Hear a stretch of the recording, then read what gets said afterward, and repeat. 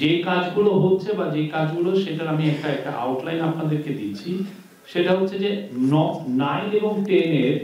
আমরা টেক্সট বা বিশেষ করে সায়েন্সের ক্ষেত্রে টেক্সট রেশনালাইজেশন মানে টেক্সট বুক যেগুলো অনেক বড় আছে সেটাকে আসলে রেশনাল করে মোর আপ টু ডেট করে কিভাবে সবার জন্য যুগোপযোগী করা যায় সেটার একটা কাজ হবে, এটা আপনারা খুব দ্রুত দেখবেন। তারপর হচ্ছে যে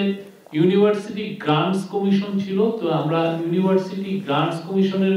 গ্রান্টস শব্দটা বাদ দিয়ে ইউনিভার্সিটি কমিশন হবে এটা, এবং এইটা নিয়ে অনেক বড় কাজ হবে। আপনারা জানেন যে বাংলাদেশে অনেকগুলো ইউনিভার্সিটি হয়েছে, অনেকগুলো প্রাইভেট ইউনিভার্সিটি হয়েছে, ফলে ইউনিভার্সিটি গ্রান্টস কমিশনকে আমরা অনেক বড় বিগার একটা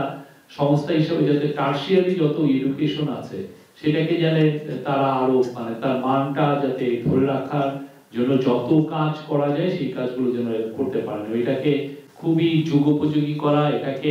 আরো মানে গ্লোবাল যে টার্সিয়ারি এডুকেশন যে জায়গায় গিয়েছে যেমন সায়েন্স এন্ড টেকনোলজির ক্ষেত্রে বা রিসার্চের ক্ষেত্রে সেই জায়গাগুলোকে আরো ফোস্টার করানো, সেই কাজটা ইউনিভার্সিটি কমিশন করবেন।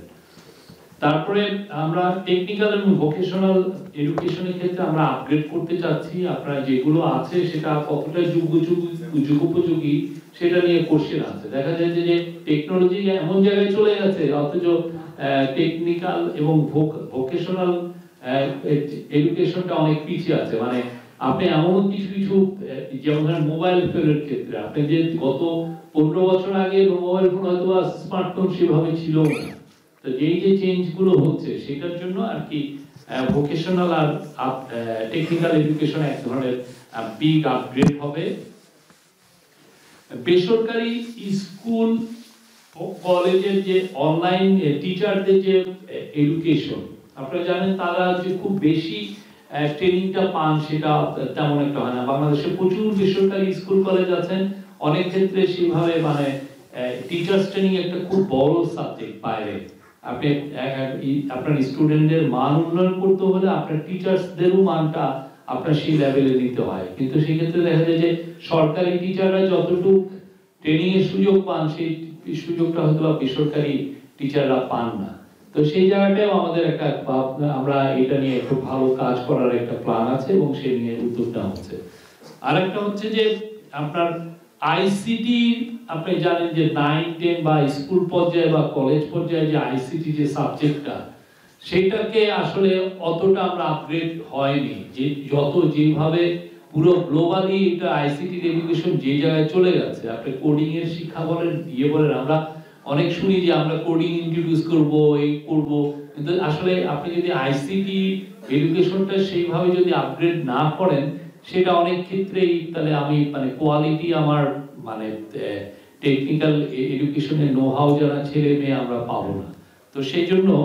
এই জায়গায়ও কাজ হচ্ছে, এবং এই ক্ষেত্রে যেটা হচ্ছে যে বাংলাদেশি অরিজিন একজন ব্রিটিশ ন্যাশনাল উনি এটা নিয়ে কাজ করছেন, ইউকেরই একটা এডুকেশন বোর্ডে উনি কাজ করেন, একজন প্রিন্সিপাল, উনি একটা এটার উপরে কাজ করেছেন, আমাদেরকে ওনার এই জিনিসটা আমরা নিচ্ছি, নিয়ে আমরা এটা আরো বাংলাদেশের যে এই আইসিটি যে এডুকেশন এটাকে আমরা একদম লেটেস্ট একদম আপ টু ডেট আমরা করার প্ল্যান আছে এবং এটা খুব দ্রুত করা হবে। এই ছিল। আর হচ্ছে যে আরেকটা জিনিস যেটা আমরা লক্ষ্য করেছি, যেটা আমাদের অ্যাডভাইজার মহোদয় জয়েন করার পরেই লক্ষ্য করেছেন, সেটা হচ্ছে যে শিক্ষা মন্ত্রণালয় বা শিক্ষার যে ডিপার্টমেন্টগুলো কেন্দ্রিক বিশাল একটা শিক্ষা একটা ঘুষ টুস এগুলোর বাণিজ্য হয়, একটা প্রমোশন বা একজনকে এখান থেকে ট্রান্সফার নিয়ে অন্য জায়গায়, তো সেই জায়গাটা আমরা আইডেন্টিফাই করেছি, এই জায়গাটা নিয়েও আমাদের কাজ হবে যাতে শিক্ষা ক্ষেত্রে যত ধরনের দুর্নীতি আছে সেটা যেন আমরা শিক্ষা ক্ষেত্রে দুর্নীতি মুক্ত করতে পারি। এইটা হচ্ছে যে মানে পার্ট বাই পার্ট কাজ করা, এবং সামনেতে আমরা আমাদের প্ল্যান আছে যে এটা আরো যাতে আরো বড় পরিসরে শিক্ষা নিয়ে কতটা কাজ করা যায় সেগুলো কাজ আমরা করব। Thank you.